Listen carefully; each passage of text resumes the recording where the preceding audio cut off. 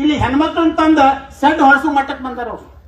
ಹೆಣ್ಮಕ್ಳು ತಂದು ಸೆಡ್ ಹೊಡ್ಸು ಮಟ್ಟಕ್ಕೆ ಬಂದಾರ ಅಂದ್ರೆ ಅದಕ್ಕೆ ನೀವು ತಕ್ಕ ಉತ್ತರ ಕೊಡ್ಬೇಕಂತ ತಮ್ಮಲ್ಲಿ ವಿನಂತಿ ಮಾಡ್ತಾ ಇದ್ದೇನೆ ನಾನು. ಯಾವತ್ತು ಈ ರೀತಿಯಾದಂತಹ ಗುಂಡಾಗಿರಿ ಇಲ್ಲಿ ಪ್ರದರ್ಶನ ಆಗ್ತಿರ್ಲಿಲ್ಲ. ಈ ರೀತಿಯಾದಂತಹ ಎಲ್ಲ ರೀತಿ ನಮ್ಮ ಮೇಲೆ ಏನು ಮಾಡಬೇಕು ಗದಾ ಪ್ರಹಾರವನ್ನ ಈ ಭಾಗದ ಜನರ ಮೇಲೆ ಮಾಡತ್ತಾರ ಅವರು.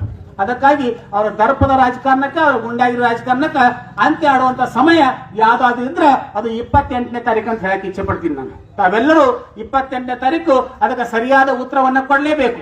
ಆ ಸರಿಯಾದ ಉತ್ತರವನ್ನ ಕೊಟ್ಟಾಗ ಅವ್ರಿಗೆ ಗೊತ್ತಾಗ್ತದೆ. ಯಾಕಂದ್ರ ಅವ್ರ ಅಂತ್ಯದ ಕಾಲ ಸಮೀಪ ಬಂದಾಗ ಮಾತ್ರ ಈ ರೀತಿಯಾದ ವರ್ತನೆಗಳಾಗ್ತಾವ. ಅದಕ್ಕಾಗಿ ತಮ್ಮಲ್ಲಿ ವಿನಂತಿ ಮಾಡ್ಕೊತಾ ಇದ್ದೀವಿ, ನಮ್ಮೇನು ಈ ಪ್ಯಾನೆಲ್ ನ ಅಭ್ಯರ್ಥಿಗಳಾದಾಗ ಅವರೆಲ್ಲರನ್ನ ಆರಿಸಿ ಕಳಿಸ್ಬೇಕು. ಇನ್ನೂ ಬಹಳಷ್ಟು ಅದಾವ. ಈ ಒಂದು ಶಾಸಕರ ಬಗ್ಗೆ ಹೇಳ್ಬೇಕಂದ್ರೆ ಅದು 24 ತಾಸು ಆಗುದಿಲ್ಲ, ಅಷ್ಟ ಇವ್ರ ಬಗ್ಗೆ ಹೇಳ್ಬಹುದು. ಯಾಕಂದ್ರೆ ಒಳ್ಳೇದಲ್ಲ, ಎಲ್ಲ ಕೆಟ್ಟದ ಹೇಳ್ಬಹುದು. ಯಾಕಂದ್ರೆ ಆ ರೀತಿಯಾಗಿ ನಮ್ಮ 7 ಜಿಲ್ಲಾ ಪಂಚಾಯತ್ ವ್ಯಾಪ್ತಿಯಲ್ಲಿ ನೋಡ್ತೇವೆ ನಾವು. ಒಂದೇ ಒಂದು ಉದಾಹರಣೆಯನ್ನು ಕೊಡ್ತೀನಿ. ನಮ್ಮ ಹುದಲಿ ಅಂದ್ರೆ ಅದು ಅತ್ಯಂತ ಹೆಸರುವಾಸಿ ಅಂತ ಸ್ವತಂತ್ರ ಹೋರಾಟಗಾರ ಊರು ಅಂತ ಹೇಳ್ತೇವೆ ನಾವು.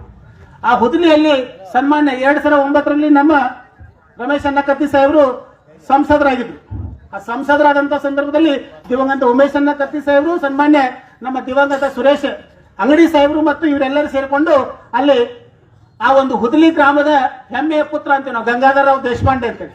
ಆ ಗಂಗಾಧರರಾವ್ ದೇಶಪಾಂಡೆ ಅವರ ಮೂರ್ತಿಯನ್ನ ಅವರ ಹುಟ್ಟೂರಲ್ಲೇ ಪ್ರತಿಷ್ಠಾಪನೆ ಮಾಡಬೇಕು ಅಂತೇಳಿ ಒಂದು ಧ್ಯೇಯವನ್ನು ಇಟ್ಕೊಂಡು ಅವತ್ತು ಗುದ್ದಲಿ ಪೂಜೆಯನ್ನು ಮಾಡಿ ಬಂದಿದ್ರು. ಅದರಲ್ಲಿ ಶಾಸಕರು ಇದ್ರು, ಗುದ್ದಲಿ ಪೂಜೆಯನ್ನು ಮಾಡಿದ್ರು. ಎಲ್ಲರೂ ಸೇರ್ಕೊಂಡು ಅದಕ್ಕೆ ಏನು ಸನ್ಮಾನ್ಯ ರಮೇಶ್ ಅನ್ನಕತ್ತಿ ಸಾಹೇಬರು ಅಲ್ಲಿ ಮುಂಚೂಣಿಯಲ್ಲಿ ನಿಂತ್ಕೊಂಡು, ಯಾಕಂದ್ರೆ ಅವ್ರು ಸಂಸದರಿದ್ರು, ಆ ಮುಂಚೂಣಿಯಲ್ಲಿ ನಿಂತ್ಕೊಂಡು ಅದಕ್ಕೆ ಬೇಕಾಗುವಷ್ಟು ಸುಮಾರು 1 ಕೋಟಿ ರೂಪಾಯಿ ನನಗನಿಸ್ತೈತಿ ಅಷ್ಟನ್ನ ಅನುದಾನವನ್ನು ಸಹ ಬಿಡುಗಡೆಯನ್ನು ಮಾಡಿದ್ರು. ಆದ್ರೆ ಅದನ್ನ ಕುತಂತ್ರದಿಂದ, ಯಾಕಪ್ಪ ಅಂದ್ರೆ ಅಲ್ಲಿ ಏನು ಕುಮರಿ ರಸ್ತೆಗೆ ಹೋಗುವಂತ ಏನು ಅಲ್ಲಿ ಪುತ್ಥಳಿ ಆಗ್ಬೇಕಿತ್ತು. ಆ ಪುತ್ಥಳಿ ಆಗ್ಬೇಕಾದ್ರೆ ಒಂದು ವೇಳೆ ಅಲ್ಲಿ ಪುತ್ಥಳಿ ಆದ್ರೆ ಸುತ್ತಮುತ್ತಲಿನ ಜಾಗ ಅತ್ಯಂತ ಅದೇನು ನಿರ್ಬಂಧಿತ ಪ್ರದೇಶ ಆಗ್ಬಿಡ್ತೈತಿ. ಆ ನಿರ್ಬಂಧಿತ ಪ್ರದೇಶ ಆದ್ರೆ ನನ್ನ ಫ್ಯಾಕ್ಟರಿ ಕಟ್ಟಾಕ ಆಗುದಿಲ್ಲ, ನನ್ನ ಶುಗರ್ ಫ್ಯಾಕ್ಟರಿಯಲ್ಲಿ ಕಟ್ಟಾಕ ಆಗುದಿಲ್ಲ ಅಂತೇಳಿ ಕುತಂತ್ರದಿಂದ ಆ ಗಂಗಾಧರ ದೇಶಪಾಂಡೆಯವರ ಮೂರ್ತಿಯನ್ನ ಬೆಳಗಾವಿಗೆ ಯಾರಾದ್ರೂ ಸ್ಥಳಾಂತರ ಮಾಡಿದವರಿದ್ರ ಈ ಭಾಗದ ಶಾಸಕರು ಅಂತ ಹೇಳಕ್ ಇಚ್ಛೆ ಪಡ್ತೀನಿ. ಕುತಂತ್ರದಿಂದ ಅವರಂತಲ್ಲಿ ಏನಾದ್ರೂ ಆ ಸ್ವಾತಂತ್ರ್ಯ ಹೋರಾಟಗಾರ ಬಗ್ಗೆ ಒಂದು ಭಯ, ಭಕ್ತಿ, ಗೌರವ ಇದ್ದಿದ್ರ ಅವರ ಫ್ಯಾಕ್ಟರಿಯನ್ನು ಕಟ್ಟೋಕ್ಕಿಂತ ಮುಂಚಿತವಾಗಿ ಅಲ್ಲಿ ಗಂಗಾಧರ ದೇಶಪಾಂಡೆ ಅವರ ಮೂರ್ತಿಯನ್ನು ಕಟ್ಟಬೇಕಾಗಿತ್ತು. ಅವ್ರು ಕಟ್ಟಲಿಲ್ಲ. ಅದೇ ಒಂದು ಹೇಳ್ತೀನಿ ನಾನು, ಇನ್ನು ಬಹಳಷ್ಟು ಇಂಥವದಾವ ನಮ್ಮ ಹತ್ರ. ಯಾಕಂದ್ರೆ ಸನ್ಮಾನ್ಯ ದೊಡ್ಡವರು ಮಾತಾಡ್ತಾ ಇದ್ದಾರೆ. ಅದೇ ಭಾಗದಲ್ಲಿ ಅಲ್ಲಿ ಹುಲ್ಯಾನೂರು, ಪುಡ್ರ್ಯಾನೂರು, ಕರಕುಂಪಿ, ಗರ್ನಟ್ಟಿ ಇವೆಲ್ಲ ಬರ್ತಾವ. ಅಲ್ಲಿ ಪುಡ್ರ್ಯಾನೂರು ಅನ್ನೋ ಒಂದು ಊರು ಐತಿ. ಆ ಊರಿನಿಂದ ಸುಮಾರು ಒಂದು 4 ಕಿಲೋಮೀಟರ್ ಪಾಪ ಸಣ್ಣ ಸಣ್ಣ ಮಕ್ಕಳು, ಹೆಣ್ಣು ಮಕ್ಕಳು ಅಲ್ಲಿ ನಡ್ಕೊಂತ ಬಂದು ಮುಚ್ಚಂದಿಗೆ ಶಾಲೆಗೆ ಬರ್ತಾವ. ದಿನಾಲೂ ಬರ್ತಾವ ಪಾಪ. ಅವಕ್ಕೆ ಇನ್ನೂ ತನಹ ಒಂದು ಬಸ್ಸಿನ ವ್ಯವಸ್ಥೆ ಇಲ್ಲ. ನೀವು ಪ್ರಾತ್ಯಕ್ಷಿಕವಾಗಿ ಹೋಗಿ ನೋಡಿ ಬರ್ಬೋದು.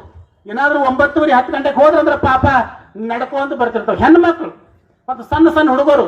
ಅದು ಮತ್ತ ಅಲ್ಲಿ ಅರಣ್ಯದಲ್ಲಿ ಬರುವಂತಹ ಒಂದು ವ್ಯವಸ್ಥೆ ಅದಲ್ಲ ಅಂತ ಹೆಣ್ಣು ಮಕ್ಕಳು ಬರುವಾಗ ನಿಮಗೆ ಈ ಶಾಸಕರನ್ನ ಕೇಳ್ತೇನೋ ಅವ್ರ ಮೇಲೆ ಅವ್ರನ್ನೇ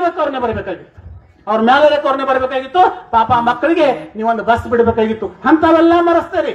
ಇಲ್ಲಿ ಬಂದು ಬಣ್ಣದ ಮಾತುಗಳನ್ನು ಹೇಳ್ತಾರೆ. ಇಲ್ಲಿ ಬಂದು ಮಾತುಗಳನ್ನ ಹೇಳ್ತೀರಿ. ಯಾಕಂದ್ರೆ ಈ ಭಾಗದ ಜನರಿಗೆ ಗೊತ್ತಿಲ್ಲ ಅಂತ ಹೇಳ್ತೀರಿ.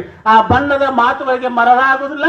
ಇಂದಿನ ದಿನಮಾನದಲ್ಲಿ ನಿಮಗೆ ತಕ್ಕ ಉತ್ತರವನ್ನು ಯಾರಾದರೂ ಕೊಟ್ಟರೆ ಅವರು ಹುಕ್ಕೇರಿ ಜನತೆ ಕೊಡ್ತಾರಂತ ಹೇಳಕ ಈ ಮೂಲಕ ಇಚ್ಛೆ ಪಡ್ತೀನಿ.